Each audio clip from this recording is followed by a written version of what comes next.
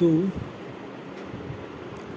ये जो time harmonics है, इसमें सीन क्या था कि जो सप्लाई हम लोग दे रहे थे स्टेटर में, वो सप्लाई प्योरली साइनोसॉइडल नहीं था, ठीक है। उसमें क्या था, उसमें हार्मोनिक्स प्रेजेंट था। मतलब साइनोसॉइडल करंट में एक तुम्हारा फंडामेंटल करंट था जो कि प्योरली साइनोसॉइडल था, उसके साथ बहुत सारा हार्मोनिक्स करंट भी था जो भी साइनोसॉइडल था। लेकिन ये सारा हार्मोनिक्स और फंडामेंटल का जब रिजल्टेंट देखेंगे तो वो जो करंट बनेगा वो साइनोसॉइडल नहीं बनेगा, बल्कि साइन ग्राफ में ग्रूव्स बने होंगे, मतलब up down up down up down करके साइन पैटर्न को फॉलो करेगा, ठीक है। तो ये जब स्टेटर के अंदर गया तो स्टेटर के अंदर क्या हुआ, फ्लक्स बना, रोटेटिंग नेचर का फ्लक्स।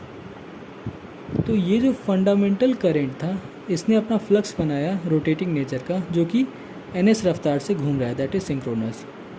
और सप्लाई करंट का जो हार्मोनिक्स वाला करंट था, हार्मोनिक्स वाला पार्ट था, कौन सा हार्मोनिक्स, तो सारा ऑड हार्मोनिक्स, वो सब भी अपना एक तो फ्लक्स बनाया जो कि अलग अलग स्पीड में घूम रहा है, ठीक है, विथ रिस्पेक्ट टू ns, ठीक है। उसमें सर ने क्या पढ़ा है कि जो थर्ड हार्मोनिक्स है, दैट इज़ ट्रिप्लन हार्मोनिक्स, वो रोटेटिंग फ्लक्स सेटअप नहीं करता है, ठीक है, वो स्टेशनरी फ्लक्स सेटअप करता है। क्यों? क्योंकि वो रोटेट नहीं कर सकता है। थर्ड हार्मोनिक्स में रोटेटिंग नेचर होता ही नहीं, क्योंकि थर्ड हार्मोनिक्स जो है वो फेज डिस्प्लेस्ड नहीं होता है, ठीक है। बात करें फिफ्थ हार्मोनिक्स की, तो फिफ्थ हार्मोनिक्स जो था वो सारा 120 डिग्री डिस्प्लेस था, बट उसका फेज सीक्वेंस अपोजिट था टू दैट ऑफ सप्लाई। तो उसके कारण क्या हो रहा था, जो फिफ्थ हार्मोनिक्स है उसका जो फ्लक्स है वो फंडामेंटल फ्लक्स के अपोजिट है, ठीक है, फंडामेंटल फ्लक्स के अपोजिट है, ठीक है। दैट इज़ बनाए कि नहीं, अच्छा आगे बनाएंगे। तो फंडामेंटल फ्लक्स के अपोजिट है। और जो सेवन्थ हार्मोनिक्स है, सेवन्थ हार्मोनिक्स क्या था, सेवन्थ हार्मोनिक्स मेन फ्लक्स के साथ में ही था, सेम डायरेक्शन में था, ठीक है। अब आता है स्पीड ऑफ रोटेशन। तो तुम्हारा जो फंडामेंटल फ्लक्स था स्टेटर का, वो ns रफ्तार से घूम रहा था। जो फिफ्थ हार्मोनिक्स है वो तुम्हारा 5 टाइम्स ऑफ ns रफ्तार से घूम रहा था। और जो सेवन्थ हार्मोनिक्स है वो तुम्हारा 7th times of fundamental flux के रफ्तार से घूम रहा था। कहने का मतलब तुम्हारा जो हार्मोनिक्स है वो फंडामेंटल से भी स्पीड में घूम रहा था, ठीक है। तो अब इसका इफ़ेक्ट क्या होगा, इसका इफ़ेक्ट रोटर में तुम्हारे ये होगा कि रोटर में जो इलेक्ट्रोमैग्नेटिक टॉर्क लग रहा है और रोटर जो रोटेट कर रहा है, ठीक है, फिफ्थ वाला टॉर्क इसके अपोजिट लगेगा और सेवन्थ वाला टॉर्क सेम डायरेक्शन में लगेगा, ठीक है। कहने का मतलब कहीं ना कहीं ये दोनों टॉर्क मेन टॉर्क को इन्फ्लुएंस कर देगा, ठीक है। जिसके कारण क्या होगा, जो तुम्हारा ग्राफ बनेगा लोड टॉर्क का, वो ग्राफ थोड़ा सा, मतलब उस ग्राफ का टॉर्क थोड़ा सा घट जाएगा। दैट इज़ बनाए हैं, ये देखो, ये तुम्हारा पेंसिल वाला ओरिजिनल ग्राफ था, ठीक है, हार्मोनिक्स से पहले। लेकिन ये देखो फिफ्थ हार्मोनिक्स ऐसे अपोजिट डायरेक्शन में चल रहा है, सेवन्थ हार्मोनिक्स सेम डायरेक्शन में चल रहा है, मैग्नीट्यूड अलग अलग है, ठीक है, वहाँ पढ़े थे। Seventh harmonics 7 times of ns था, fifth harmonics 5 times of ns था, ठीक है। तो इसके कारण जो रिजल्टेड स्पीड टॉर्क कैरेक्टरिस्टिक बना मशीन का, वो रेड लाइन से शो हुआ है, ठीक है।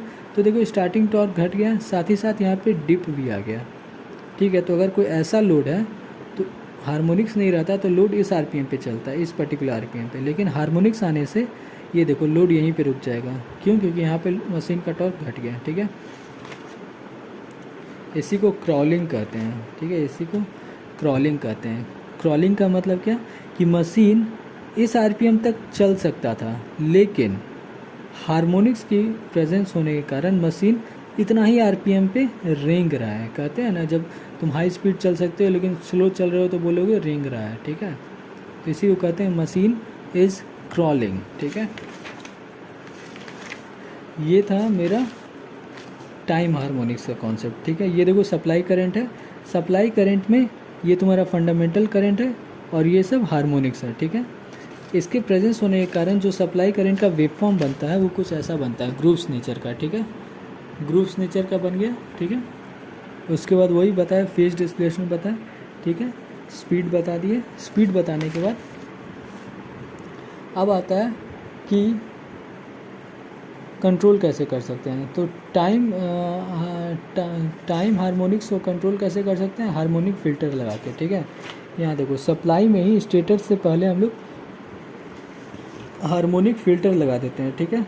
हार्मोनिक फ़िल्टर क्या करता है कि सिर्फ फंडामेंटल करंट को ही पास करने देता है, सारा हार्मोनिक्स को फ़िल्टर कर लेता है, ठीक है। अब क्या हुआ, फंडामेंटल करंट स्टेटर में आया, ठीक है। अब इसके आगे आता है स्पेस हार्मोनिक्स का कॉन्सेप्ट, ठीक है। स्पेस हार्मोनिक्स क्यों इंट्रोड्यूस किया? अब हुआ ये कि जब फंडामेंटल करंट अंदर आया स्टेटर के, तो कायदे से हार्मोनिक्स तो ख़त्म हो जाना चाहिए था। मतलब ये जो तुम्हारा टाइम हार्मोनिक्स था, इसके कारण क्या हो रहा था, हीटिंग हो रहा था। तो अब हीटिंग नहीं होना चाहिए था, लेकिन अभी नोटिस किया गया कि फ़िल्टर लगाने के बाद भी मशीन में हीटिंग इफ़ेक्ट आ रहा है और साथ ही साथ उसका टॉर्क भी डाउन हो जा रहा है। तो कहने का मतलब ये हुआ कि हमें ये कंक्लूज़न निकला कि टाइम हार्मोनिक्स को हमने रिमूव कर दिया, ठीक है, लेकिन उसके बाद भी कुछ न कुछ हार्मोनिक्स प्रेजेंट है स्टेटर में, उसी को कहते हैं स्पेस हार्मोनिक्स, ठीक है। अब ये जो स्पेस हार्मोनिक्स है, इसका जब पढ़ेंगे तो हमें पता लगेगा कि ये इन चारों कारणों से आता है, that is saturation of core, या फिर तो एयर गैप किस में, स्टेटर का वाइंडिंग में एयर गैप होने के कारण, या स्लॉट्स डिफरेंस मतलब स्टेटर का number of slots and rotor का नंबर ऑफ स्लॉट्स में डिफरेंस होने के कारण, और वाइंडिंग अरेंजमेंट मतलब जिस तरह से हम लोग कॉइल लपेटते हैं उसमें मान लो बीच में एयर गैप आ गया तो उससे भी तुम्हारा स्पेस हार्मोनिक्स बन सकता है, ठीक है। अब पढ़ते हैं कि स्पेस हार्मोनिक्स होता क्या है। तो देखो, फंडामेंटल करंट तुम्हारा स्टेटर के कॉइल में आया था, ठीक है, और ये फंडामेंटल करंट फ्लक्स सेटअप करेगा, ठीक है। अब यहाँ देखो, वाइंडिंग, कॉइल जो होता है कॉइल में वाइंडिंग करते हैं, लेकिन वाइंडिंग में अगर एयर गैप आ गया तुम्हारा, तो वहाँ पे क्या होगा कि एयर गैप जब आएगा तो आगे वाला कॉइल जो है पहले वाले कॉइल से सेपरेट हो जाएगा इलेक्ट्रिकली, समझे। तो उसके कारण क्या होगा कि एक ही वाइंडिंग छोटा छोटा वाइंडिंग में स्प्लिट कर जाएगा, ठीक है। और हर वो छोटा छोटा वाइंडिंग जो है अपना एक ठो स्टेटर फ्लक्स प्रोड्यूस कर देगा, जो कि खुद अपना एक ठो NS से घूम रहा होगा, ठीक है। तो वही चीज़ होता है, ठीक है। इसको समझने के लिए हम लोग क्या करते हैं, यहाँ पे लिखें, इसको समझने के लिए हम लोग क्या करते हैं कि एक ठो वाइंडिंग, जैसे फेज़ ए का एक ठो वाइंडिंग ले लिए, देखो स्टेटर में 3 वाइंडिंग होता है, 3 इंडिविजुअल वाइंडिंग होता है, ठीक है, that is phase A, phase B, phase सी।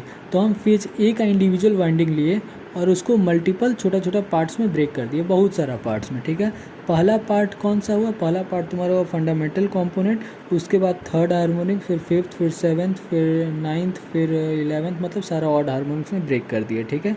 और हम ये माने कि हर जो इंडिविजुअल पार्ट्स है उसका अपना एक ठो स्टेटर फ्लक्स प्रोड्यूस हो रहा है और वो रोटेटिंग नेचर का फ्लक्स प्रोड्यूस हो रहा है, ठीक है। यहाँ पे ट्रिप्लन रोटेट नहीं करेगा, ठीक है। देखो लिखा हुआ है कि हर इंडिविजुअल को हम लोग एक वाइंडिंग दे दिए, दैट इज़ फंडामेंटल का अलग वाइंडिंग हो गया, थर्ड हार्मोनिक्स जो प्रोड्यूस कर रहा है उसका अलग वाइंडिंग हो गया, फिफ्थ, सेवन्थ, ऐसे ही करके, ठीक है। तो कहने का मतलब स्टेटर में कितना फ्लक्स हो गया, देखो एक तो फंडामेंटल फ्लक्स हो गया, ठीक है, एक थर्ड हार्मोनिक्स का रोटेटिंग फ्लक्स नहीं हुआ, इसको पहले ही हटा दो, ठीक है। फिफ्थ हार्मोनिक्स हो गया, फिफ्थ हार्मोनिक्स का फ्लक्स हुआ, सेवन्थ हार्मोनिक्स का फ्लक्स हुआ, ट्रिपलन सारा हट गया, 11, 13, 17, 19, ठीक है। इसमें जो फिफ्थ हार्मोनिक्स है उसका फेज सीक्वेंस अपोजिट होता है। कहने का मतलब जो तुम्हारा फिफ्थ हार्मोनिक्स जो फ्लक्स प्रोड्यूस करेगा वो अपोजिट रोटेट करेगा with respect to fundamental flux, ठीक है। सेवन्थ वाला सेम डायरेक्शन में रोटेट करता है। अगर स्पीड की बात करें तो फंडामेंटल का स्पीड NS है, तो फिफ्थ का जो NS स्पीड होगा वो NS/5 होगा, और सेवन्थ हार्मोनिक्स फ्लक्स का जो स्पीड होगा NS/7 होगा। यहाँ ध्यान दो, ये जो स्पीड है ना, ये तुम्हारा फ्लक्स का स्पीड है। किस फ्लक्स का, तो वो इंडिविजुअल वाइंडिंग जो कि सेवन्थ हार्मोनिक्स फ्लक्स प्रोड्यूस कर रहा था, ठीक है। फ्लक्स क्यों रोटेट कर रहा है, क्योंकि 3 फेज वाइंडिंग है, तो एक इंडिविजुअल वाइंडिंग हर एक फेज से ले लो तो रिजल्टेंट फ्लक्स तो रोटेटिंग नेचर का होगा, ठीक है, ठीक है। तो देखो अगर टाइम से कंपेयर करें तो टाइम में मल्टीप्लाई हो रहा था, जबकि स्पेस हार्मोनिक्स डिवाइड हो रहा है, ठीक है। तो कहने का मतलब टाइम वो उसका ज़्यादा मैग्नीट्यूड, तो बाद में देखेंगे। अगर स्पीड निकालने का बारी आया कि कितना आरपीएम पे नच रहा है, तो स्पीड कैसे निकालोगे? देखो, स्पीड निकालने के लिए तुमको पहले हार्मोनिक्स समझना होगा। सारा ऑड हार्मोनिक्स को लिख लिए, ट्रिपलिन को हटा दिए, अब 5 और 7th हार्मोनिक्स पढ़ते हैं, ठीक है। सारा ऑड नंबर लिख लो। 5 के बाद जो नेक्स्ट ऑड हार्मोनिक्स आएगा वो 5 के ग्रुप में जाएगा। सिमिलरली 5 के बाद 7 है तो 11 के बाद जो दूसरा आएगा वो 7 के ग्रुप में जाएगा, और ऐसे ही ये सीरीज चलते जाएगा, ठीक है। तुमको पोजीशन याद रखना है, जैसे 5 पहला पोजीशन पे है, 11 दूसरा, 17 तीसरा, तो ये जो पोजीशन है इसको तुम यहाँ पे एम में डाल दोगे, ठीक है। सबसे पहले मान लो तुमको क्वेश्चन पूछा कि 23rd हार्मोनिक्स किस में आएगा, तो तुम ये पता करो कि 23rd जो है वो 5 के ग्रुप में है कि 7 के ग्रुप में। अगर 5 के ग्रुप में है तो पोजीशन 4 एम में डाल दो, ठीक है। दैट इज़ 6 चौक 24 -1 23, मतलब NS/23 स्पीड से 23rd हार्मोनिक्स फ्लो करेगा, ठीक है। ये चीज़ हो गया स्पेस हार्मोनिक्स का। अब देखो, स्पेस हार्मोनिक्स जो होता है वो लो स्पीड रोटेटिंग फ्लक्स क्रिएट करता है, जबकि टाइम हार्मोनिक्स जो है high speed rotating flux produce करता है। ऐसा क्यों? क्योंकि यहाँ देखो स्पीड बाई 7 हो रहा है, लेकिन टाइम में क्या हो रहा था? मल्टीप्लाई हो रहा था, ठीक है। स्पेस हार्मोनिक्स से क्या प्रॉब्लम होता है? तो स्पेस हार्मोनिक्स से क्रॉलिंग इफेक्ट आता है, ठीक है, जबकि टाइम हार्मोनिक्स से कॉगिंग इफेक्ट आता है, ठीक है। अच्छा, ये क्या लिखा हुआ है कि एक्चुअल में एक ही वाइंडिंग, एक फेज का एक्चुअल में एक ही वाइंडिंग होता है, लेकिन इन सब कारणों से, दैट इज़ वाइंडिंग अरेंजमेंट या फ्लक्स, एयर गैप फ्लक्स के कारण जो है वो इंडिविजुअल वाइंडिंग छोटा छोटा में सेपरेट कर जाता है, ठीक है। तो अब ये इतना पढ़ लिए, that is space and time. Time का क्या था? टाइम के कारण कॉगिंग इफेक्ट आता है, स्पेस के कारण क्रॉलिंग इफेक्ट आता है, ठीक है। यहाँ लिखा हुआ है स्पेस के कारण क्रॉलिंग इफेक्ट आता है। तो अब क्रॉलिंग पढ़ते हैं। क्रॉलिंग तो बता ही दिए थे। क्रॉलिंग क्या था? क्रॉलिंग तो बताए थे। क्रॉलिंग यही था कि मशीन जो है इतना आरपीएम तक रोटेट कर सकता है। देखो टॉर्क देखो, ओरिजिनल पेंसिल वाला, इतना आरपीएम तक, लेकिन हार्मोनिक्स के प्रेजेंट होने के कारण क्या हुआ कि मशीन जो है तुम्हारा यहीं पे रुक गया, ठीक है। इतना स्पीड तक जा सकता था, लेकिन बस इतना ही स्पीड पे मशीन तुम्हारा चल रहा है। इसको कहते हैं मशीन जो है क्रॉल कर रहा है। क्रॉल मतलब धीरे धीरे चलना, ठीक है। तो ये हो गया। अब ये होता क्यों है? तो होता वही स्पेस हार्मोनिक्स की वजह से है कि जो हार्मोनिक्स है, हार्मोनिक्स क्या करेगा? हार्मोनिक्स भी अपना फ्लक्स क्रिएट करेगा जो कि रोटेटिंग नेचर का हुआ। तो जो 7th है वो सेम डायरेक्शन में चलेगा, 5th अपोजिट। तो इसका जो रिजल्टेंट फ्लक्स, रिजल्टेंट टॉर्क बनेगा वो तुम्हारा थोड़ा सा घट जाएगा। इस घट जाने के कारण क्या हुआ, तुम्हारा मशीन लोड को उतना सब चला ही नहीं पाएगा, ठीक है। क्रॉलिंग को कैसे हम लोग अवॉइड कर सकते हैं या क्रॉलिंग को कैसे ठीक कर सकते हैं? तो क्रॉलिंग को ठीक करने का तरीका है शॉर्ट पिचिंग ऑफ कॉइल, ठीक है। Short pitching by 30 degree. अब शॉर्ट पिचिंग क्या है ये आगे पढ़ा जाएगा। Crawling is only seen in squirrel cage, ठीक है। हाँ, क्रॉलिंग जो होता है सिर्फ और सिर्फ स्क्विरल केज में ही हम देखते हैं। क्यों? क्योंकि जो स्लिप रिंग होता है उसमें तो हम लोग रेजिस्टेंस बढ़ा के स्टार्टिंग टॉर्क को ही मैक्सिमम टॉर्क कर लेते हैं, तो ऐसा ग्राफ आने का संभावना ही नहीं है। स्क्विरल केज में ही सिर्फ क्रॉलिंग होता है। उसके बाद देखो हार्मोनिक्स जो है वो दो तरह का होता है, that is crawling and cogging, ठीक है। That is time harmonics and space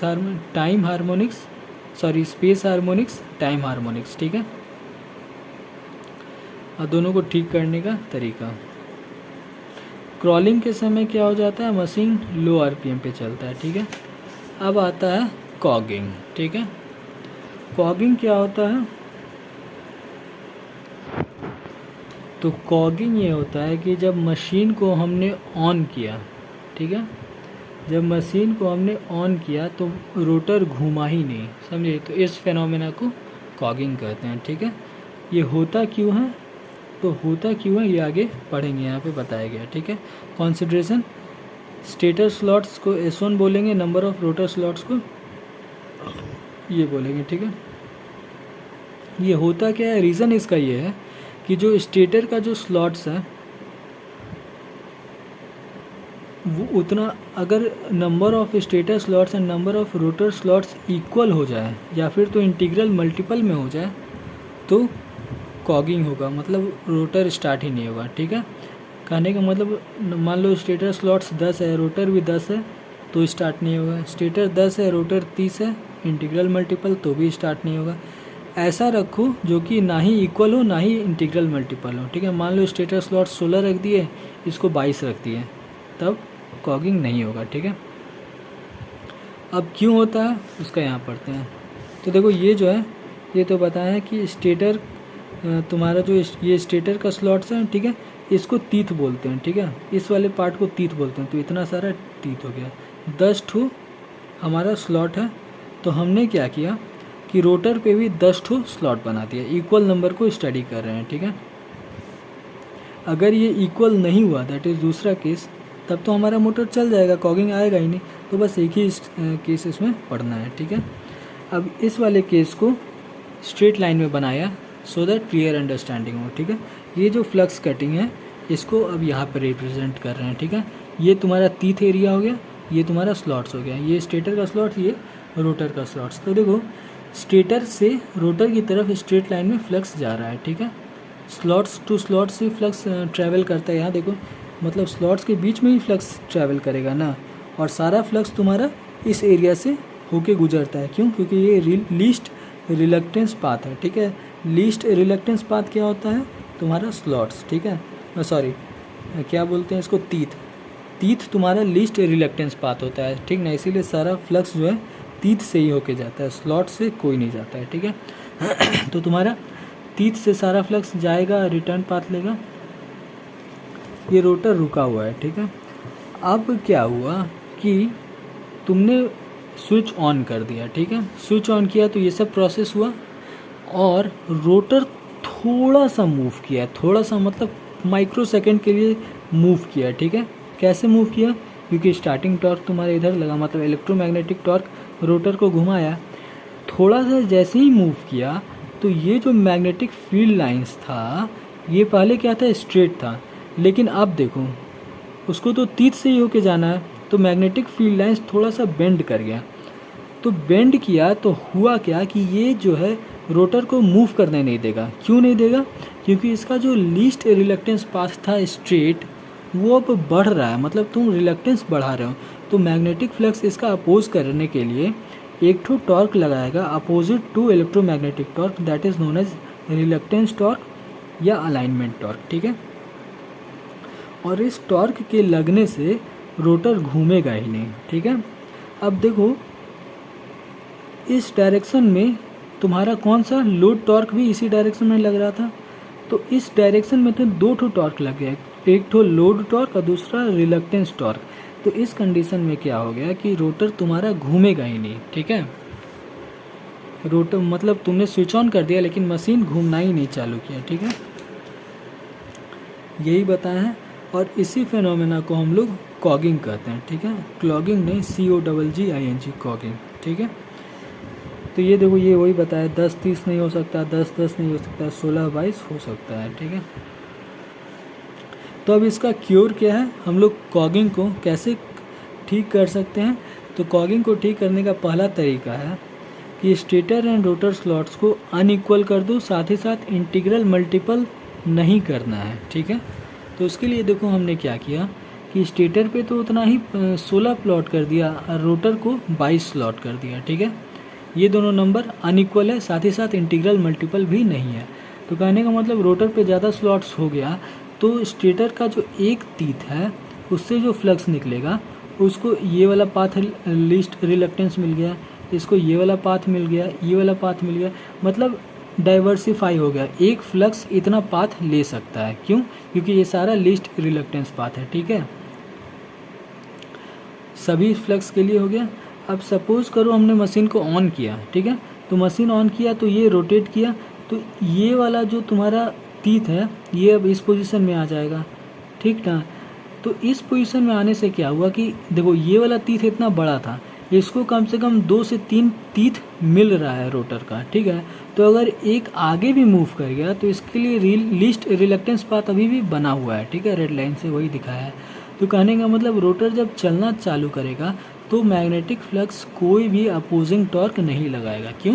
क्योंकि इस टीथ से जो स्टेटर फ्लक्स निकल रहा था उसको रोटर का सफिशिएंट नंबर ऑफ टीथ मिल गया है, ठीक है। टीथ क्या होता है? टीथ तुम्हारा लीस्ट रिलक्टेंस पाथ होता है। तो स्टेटर का टीथ को 2 से मतलब मैक्सिमम नंबर ऑफ टीथ मिल गया है जहाँ से वो अपना फ्लक्स पूरा हो सके। इसीलिए कोई भी यहाँ पे अलाइनमेंट टॉर्क या रिलक्टेंस टॉर्क नहीं देखने को मिलता है, ठीक है। तो कॉगिंग का समस्या समाप्त हो गया, ठीक है। तो एक तो अरेंजमेंट ये था कि रोटर का स्लॉट्स को ऐसे कर दो, बढ़ा घटा दो, ठीक है।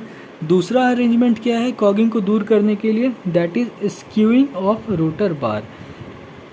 स्क्यूइंग ऑफ रोटर बार क्या होता है कि स्क्विरल केज में हम लोग लोहा का छड़ यूज़ करते हैं इन रोटर, ठीक है। देखो ये छड़ है, इस छड़ को सीधा लगाने के बजाय अगर तिरछा हम लगा देते हैं तो इस कंडीशन में क्या होगा, यहाँ देखो ये तिरछा लगेगा, ठीक है। तो तिरछा होने के कारण क्या होगा कि फिर से इसको लीस्ट रिलक्टेंस पाथ मिल जाएगा, ठीक है। तो उसके कारण ये कोई अपोजिशन नहीं, मतलब कोई रिलक्टेंस टॉर्क नहीं लगाएगा, ठीक है। कहने का मतलब देखो ये तुम्हारा सीधा तीर था, लेकिन इसी को उल्टा तिरछा तीथ इमेजिन कर लो तो इसको एक लीस्ट रिलक्टेंस पाथ मिल जाएगा, ठीक है। तो स्क्यूइंग करने से भी हमारा कॉगिंग रुक जाता है, ठीक है। स्क्यूइंग का एडवांटेज क्या है कि रोटर का स्लॉट कभी भी स्टेटर के स्लॉट के डायरेक्ट नीचे नहीं आएगा, जिसके कारण अलाइनमेंट टॉर्क स्टेटर कभी नहीं लगाएगा, ठीक है। कॉगिंग देखो, कॉगिंग जो है इसको हम पूरी तरह से कंस्ट्रक्शन में सुधार करके इल्यूमिनेट कर सकते हैं, ठीक है। कॉगिंग तुम्हारा एक तरह का हार्मोनिक्स था जो कि स्क्विरल केज में देखा गया। चलो।